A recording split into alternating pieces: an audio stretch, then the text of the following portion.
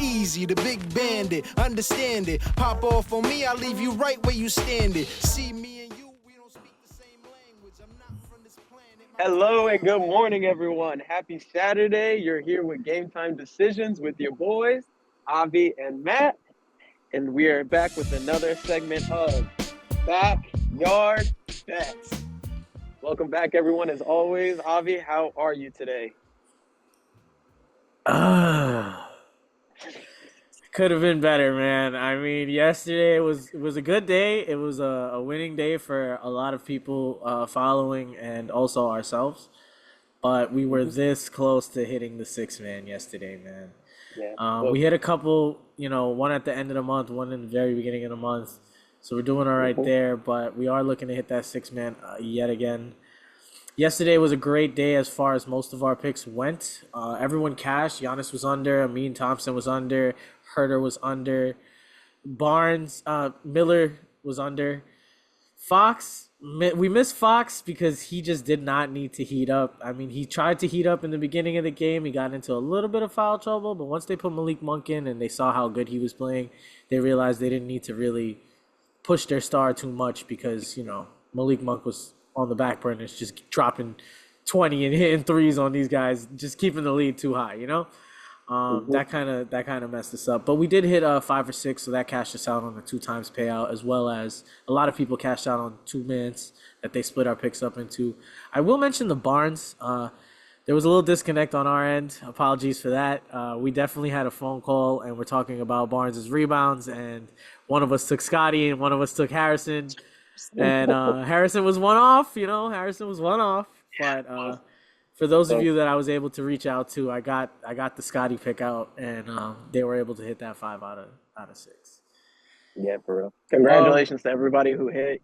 Just stay locked in on the picks.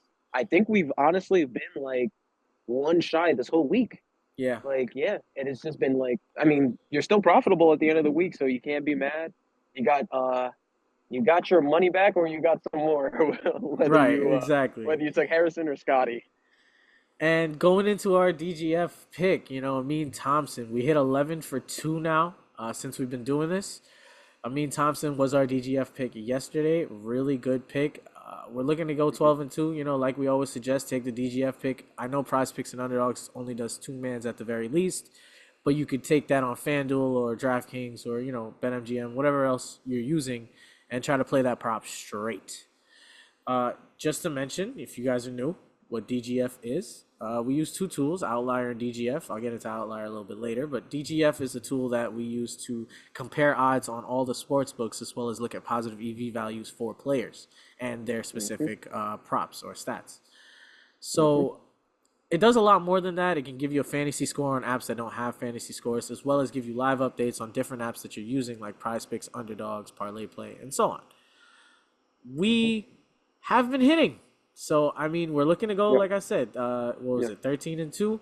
We're looking at right now, let me pull up the pick. Let me see, it's right here. Alex Caruso. Yep, over 7.5 points, everybody. Normally, this line is at 9.5 to 10.5. And I will say at 9.5 and 10.5, he hasn't been hitting it. So we like this prop in 2 ways. For one, because the number has been dropped down, so we think this is a sweet spot to get it at. And then 2, the matchup against the Magic. They don't allow a lot of points, but like I said, they're not the best. Really and truly, they're not the best defensive team. They're good overall, but on a one-on-one type of situation, we believe that Alex Caruso can get 8 points here in this game. Either defended by Wagner or Suggs. They switch, possibly to Paolo. He's faster. Yeah, I would say he's faster than all 3 of them, if I'm not mistaken. Maybe just Suggs. So, quick blow-bys or an open 3. Hopefully he cashes this one for us. Your thoughts on it? Yeah, Caruso has the capability to score 20 a game. Ever since he's been on the Bulls, he hasn't really been able to hit that number coming off that injury earlier in the season. But 7.5 is just a number that has been dropped from that high 10.5, 11, or 9.5 because he hasn't been hitting it. And I think this game is going to be the one where he does. He can play very aggressive against the younger team, as well as the Magic aren't a winning team, so they should be able to put up at least a good fight where Caruso is able to get Yeah. enough shot attempts in. Yeah, So this that's gonna game be is our looking to pick, stay close. Yeah. Mhm. Cool. So we actually Mhm. have a full slate today. We went for the 6-man yesterday, and we're trying to avoid giving out 6-mans every day. Just because you overflow yourself, you get confused, you start missing. But today there were a lot of good props out there, so we have a good amount of picks. Yeah, and just to quickly add on to that too, like I said earlier, we've hit every day of the week on hedges pretty much.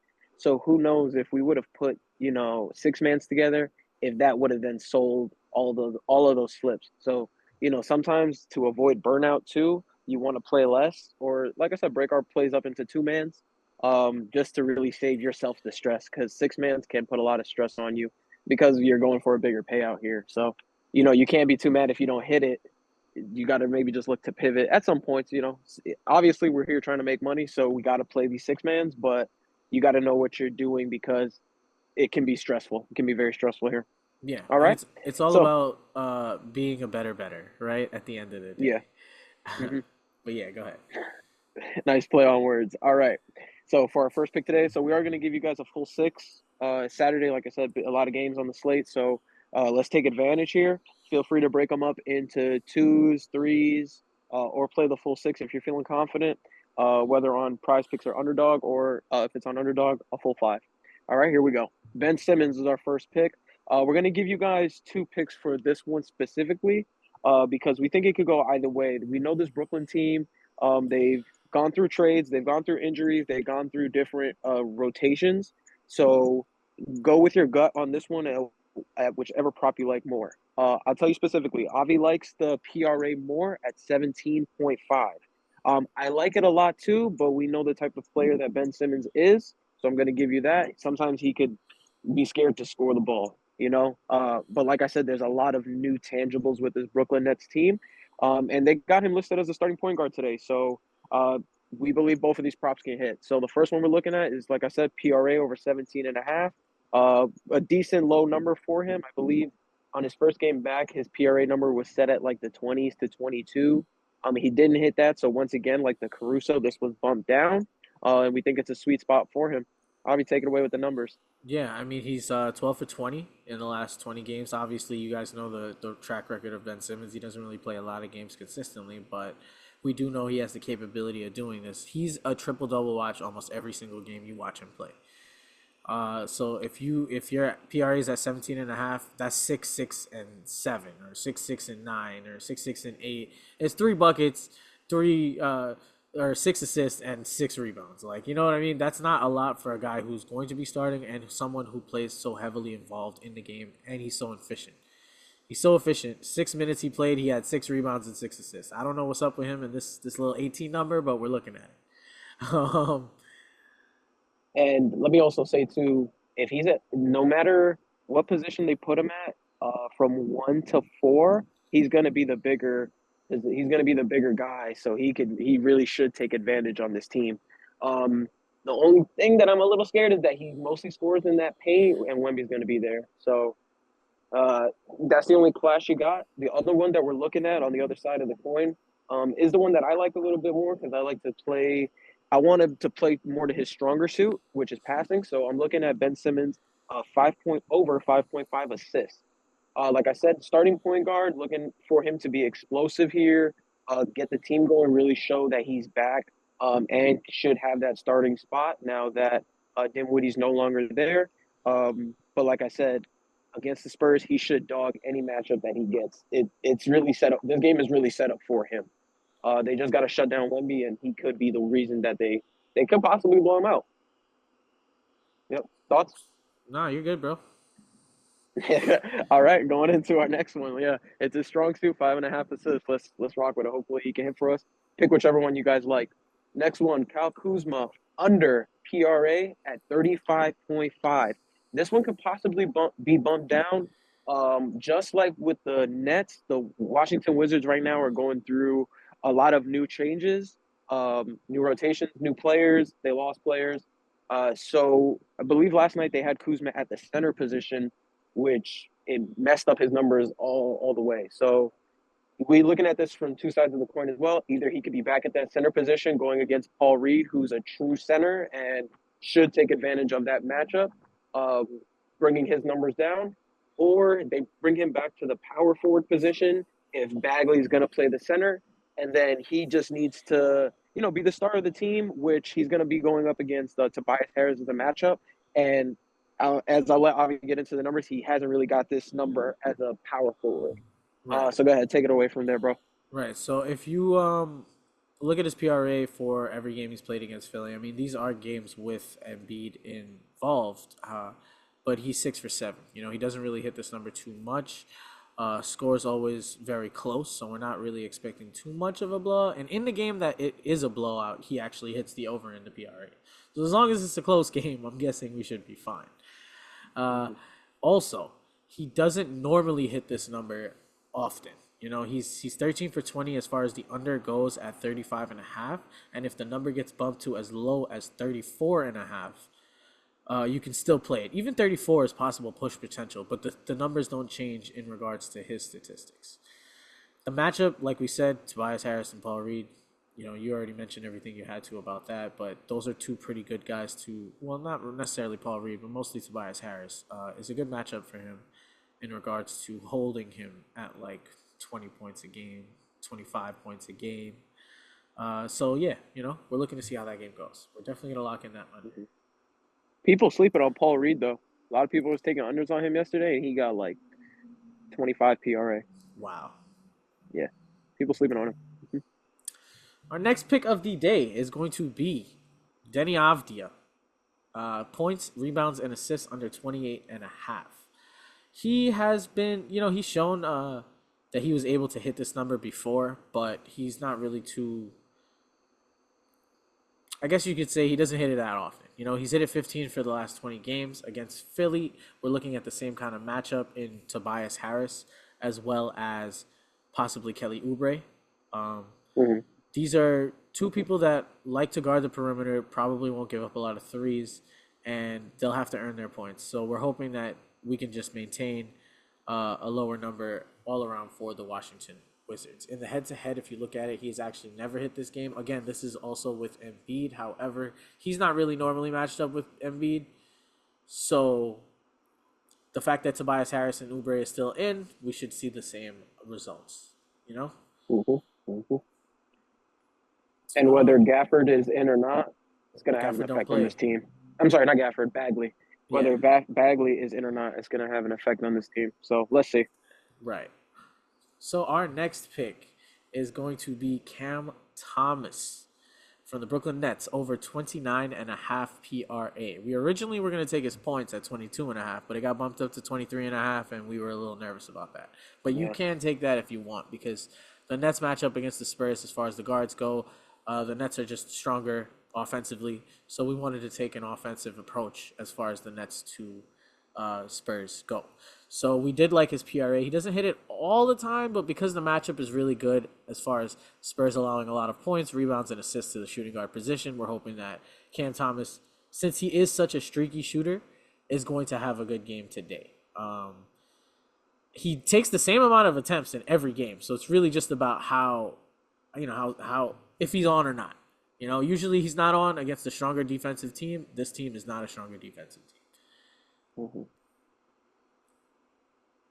Let me also mention, too, and I got this from watching the game, Pop has only been playing Wemby like 10, 15 minutes now. I think they kind of just are – I think they're in that surrender phase because their record is so bad.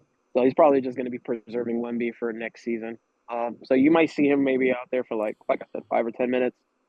Unless they keep the game close the whole way, but if Brooklyn gets maybe like a 10, 15-point lead, I can see them taking up Wemby real quick. Right. Allowing a lot more points in the paint. Yeah. Cool. And our prop watch of the day, people. I know we keep saying every time we give out a pick, we were going to take this, but we didn't want to take this because of this. But here we are again with the same situation. We have Jakob Perter, right? Jakob Perter for blocks and steals. I have it here listed as over, but I want to put it as an under. We think he's going to get under 2.5 blocks and steals against a very large team that Cleveland is. You got Jared Allen and Mobley. Mobley's getting more minutes. They are more offensive, but we're hoping that, all he has to do is play good defense and possibly get into foul trouble, and we should be good to go. Mm-hmm. We were going to originally take his points. I wanted to take his under 11.5. Matthew wanted to take his over 11.5. So go ahead. Go ahead. Sorry. Mm-hmm. Well, I was going to say we pretty much both couldn't come to an agreement on that, but it is a good prop to look at if you guys also have an opinion on Purdy if you've been watching any of the games. Mm-hmm. But yeah, go ahead. No, just on the points, it's just it's tough because literally it's like the points line looks good, but then the matchup doesn't look good. So it's a coin toss, to say how you feel. But dissecting more into that, if we're thinking the matchup is good and he might not score a lot of points, well then, that's what led us here to this blocks and steals under 2.5. Even if he does get, I don't think we're looking at him to get steals. Even if he does get a block or two, we're still safe. Right, and more often than not, Jared Allen's offense is, dunks, as well as like alleys, lobs, easy buckets, something that like Poeltl is gonna have trouble playing defense on and blocking.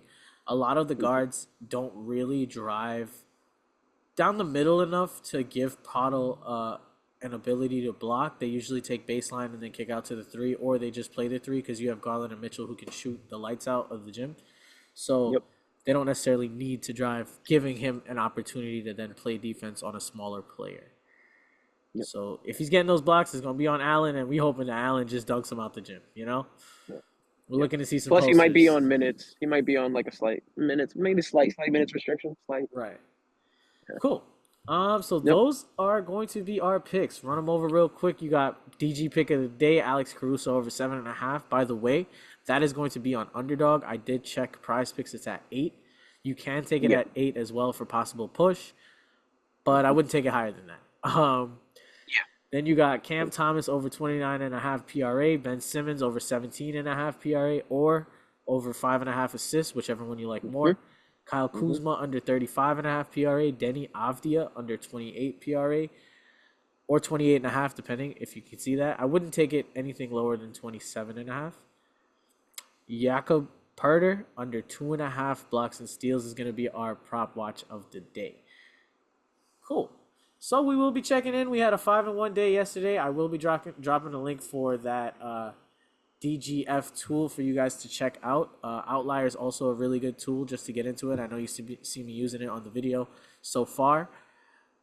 It just looks at the history of all the stats, gives you an ability to tell what's probable, what's not probable, what season averages are, what matchups are, and can give you insight on that before making an adjustment or putting in a bet. You know what I mean?